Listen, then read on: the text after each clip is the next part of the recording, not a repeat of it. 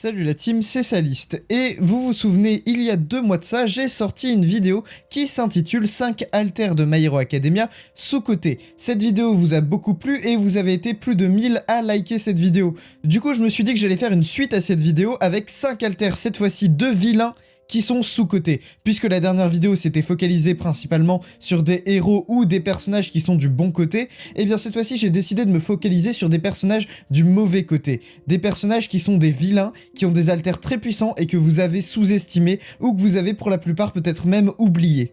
Si vous n'avez pas vu la première partie qui est donc sur les haltères de héros que vous avez sous-estimés, je la mets ici en fiche en haut à droite, vous avez juste à cliquer et je vous invite à aller voir cette vidéo. Aussi, tant que j'y suis, vous n'êtes que 33% à être abonné à la chaîne, ce qui veut dire qu'une personne sur 3 qui regarde cette vidéo est abonnée, mais que 2 personnes sur 3 ne le sont pas. Si tu fais partie de ces 2 personnes à ne pas être abonné et que tu aimes mon contenu, tu peux gratuitement cliquer sur le petit bouton rouge, t'abonner à la chaîne et ne rater aucune vidéo. Aussi les gens, à 2000 pouces bleus, je ferai une vidéo 5 haltères de héros qui sont surcotés cette fois-ci. Du coup, n'hésitez pas à exploser la barre des pouces bleus, et sur ce, générique.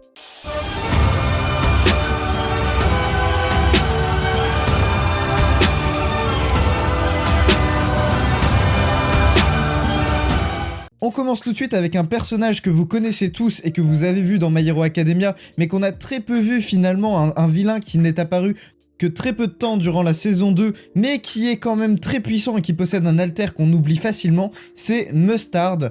Donc le personnage qui fait un peu adolescent, qui devrait avoir à peu près la même tranche d'âge que nos héros, et qui a pour particularité de pouvoir créer un gaz autour de lui, dans un quand même assez grand périmètre, et ce gaz est soporifique, et si on le respire pendant beaucoup trop longtemps, en plus d'être endormi, on commence à être empoisonné, et on peut même en mourir. Alors déjà comme ça, c'est assez cheaté, j'ai envie de vous dire, le fait que le mec est capable de créer un gaz qui non seulement vous endort sur le coup, mais en plus peut vous tuer si vous restez trop longtemps dedans, et bien en plus de ça, si jamais vous êtes dans ce gaz, il peut vous détecter en fait. Mustard est capable de repérer les gens qui sont dans son gaz. Cet avantage lui permet d'autant plus que si quelqu'un arrive par miracle à l'approcher et à survivre à ce gaz, il peut l'esquiver et facilement déterminer sa position.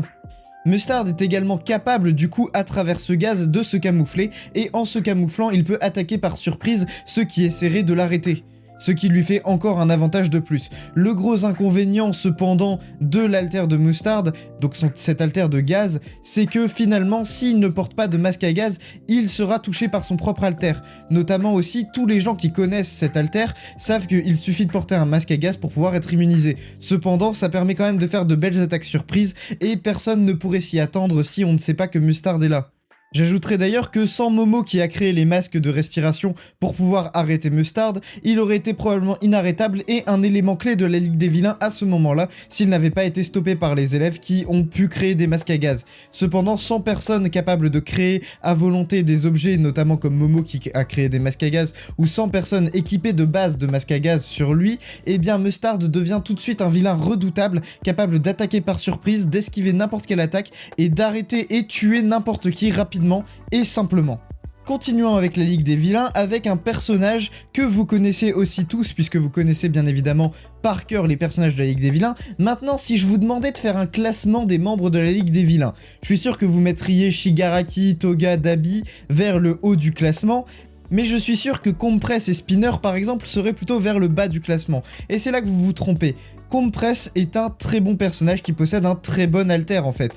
L'alter de Compress, pour ceux qui n'auraient pas compris, tout est dans le nom, Compress, ça permet de compresser n'importe quel objet ou organisme vivant, donc quelqu'un ou un animal, dans des petites billes qui leur font perdre leur masse, ce qui permet d'être transporté beaucoup plus facilement. On peut comparer ça à Ant-Man qui lui, quand il rétrécit, garde sa masse, ce qui lui permet de donner des coups de poing comme s'il était de taille humaine alors qu'il est tout petit. Ici, les billes perdent leur masse, c'est-à-dire qu'elles peuvent être transportées très facilement et n'ont aucun poids finalement, à part le poids d'une bille. Avantage en plus, il est capable de relâcher ces petites billes sans même forcément les toucher. Sa simple pensée peut lui servir à relâcher ce qui est dans les billes et donc à pouvoir relâcher tout ce qui est capturé. Donc son alter est ultra utile pour les captures. Il est capable de capturer n'importe qui / n'importe quoi hyper facilement juste en le touchant.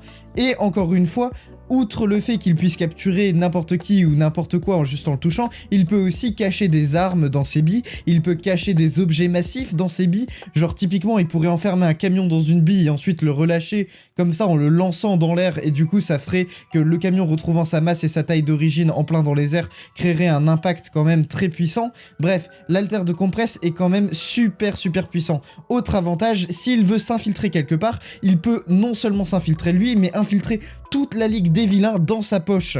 Et ça, c'est quand même très cheaté. Maintenant, on va parler d'un personnage que vous connaissez aussi puisqu'on le voit dans la série My Hero Academia, donc dans l'anime My Hero Academia. Il s'agit de Toya. Alors non, pas le Toya auquel vous pensez. Toya Setsuno, ce mec, c'est un membre des 8 préceptes, du coup c'est un membre de l'équipe de Yakuza de Overhaul, et son alter c'est Pickpocket. Du coup l'alter Pickpocket, qu'est-ce que c'est? Ça lui permet de voler des mains de quelqu'un un objet, et il peut également voler, on peut dire pas l'alter, mais un peu ce que crée l'alter de quelqu'un. C'est-à-dire que si t'as un alter de création, un peu comme Momo, ou un peu comme on l'a vu du coup dans l'animé lorsqu'il était face à Tamaki, lorsque tu possèdes un alter qui te permet de créer des choses à partir de ton corps, eh bien il peut tout simplement te les voler s'il a un contact visuel avec toi. C'est extrêmement cheaté, surtout que de nos jours, beaucoup de héros possèdent des gadgets qui leur sont presque indispensables, qui sont presque une extension d'eux-mêmes. Je pense typiquement, admettons qu'ils se battent contre au hasard Aoyama, il lui vole sa ceinture, c'est fini. Il se bat contre Tamaki, il peut lui voler non seulement les manifestations de son alter, mais également ses réserves de nourriture, ce qui l'empêcherait de se transformer de toute façon. Pareil, il suffit qu'il vole les gants ou les bottes d'Izuku, et ça limite tout de suite un peu plus Izuku dans ses capacités. Plus de air jet, plus de coups de pied super puissants, bref.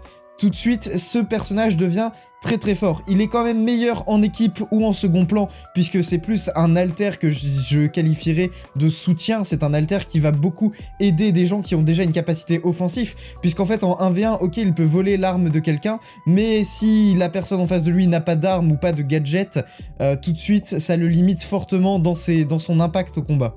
Autre petit inconvénient, il ne peut pas voler des objets qui sont massifs. Donc j'ai mentionné la ceinture d'Aoyama, mais ça se trouve elle est déjà trop grosse pour lui. Après je ne sais pas vraiment quelle est la limite de taille, mais il ne peut pas voler un objet qui est trop gros.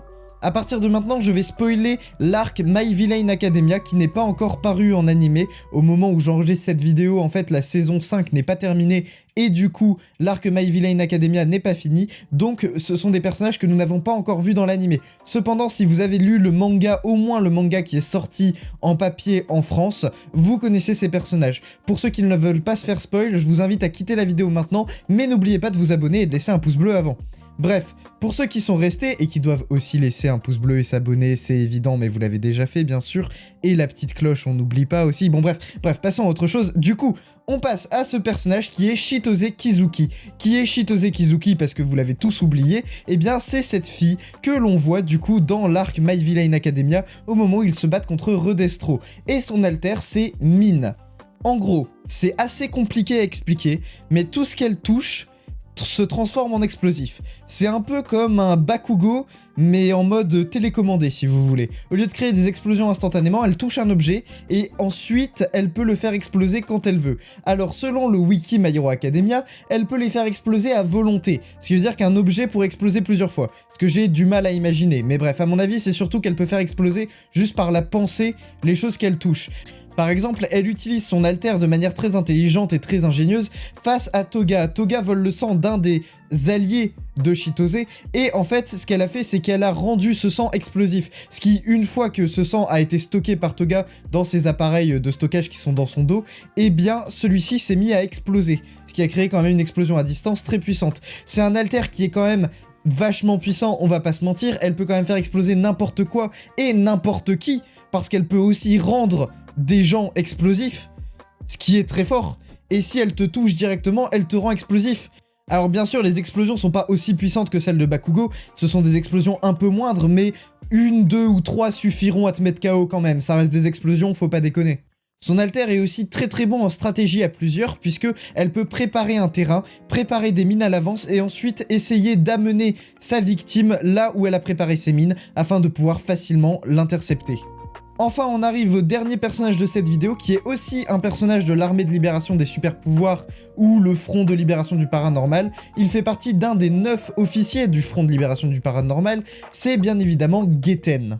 Alors je sais que les pro-experts My Hero Academia en commentaire vont me dire que du coup Getten n'est pas quelqu'un de sous-coté, que c'est un vilain qui est quand même très réputé, que nanana nanana. Oui, mais combien d'entre vous se souviennent de lui et combien d'entre vous savaient même que ce gars s'appelait Getten? Bref, son alter à Getten, c'est la cryokinésie. Alors cryo, le froid, kinésie, maîtrise télépathique, entre guillemets. Ce qui veut dire qu'il peut maîtriser la glace. Alors, il y a une énorme différence avec l'alter de Shoto, ou du moins le côté droit de Shoto. L'énorme différence étant que ici, il ne crée pas la glace. Il lui faut d'abord soit de la glace déjà toute faite, soit au moins une source d'eau, puisqu'il est quand même capable de refroidir l'eau au point de créer de la glace. Mais donc, qu'est-ce qui rend cet alter si puissant s'il peut même pas créer de la glace de base? Eh bien, c'est sa maîtrise. Il maîtrise son alter à la perfection. Getten est l'un des personnages de My Hero Academia qui possède, selon moi, l'une des maîtrises les plus poussées de son propre alter. Ce qui rend Getten très puissant, c'est que il maîtrise tellement bien sa glace qu'il peut la contrôler par la pensée, il est capable de modifier sa forme, du coup il peut en faire des armes, des murs, il peut faire des espèces de glaciers gigantesques pour bloquer n'importe qui, il peut se poser sur sa glace et voler, du coup, un peu à la manière surf volant de glace, si vous voyez ce que je veux dire.